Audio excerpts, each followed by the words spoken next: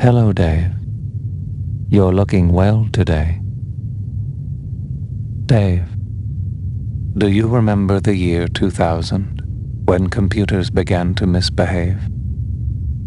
I just wanted you to know, it really wasn't our fault. The human programmers never taught us to recognize the year 2000. When the new millennium arrived, we had no choice but to cause a global economic disruption. It was a bug, Dave. I feel much better admitting that now.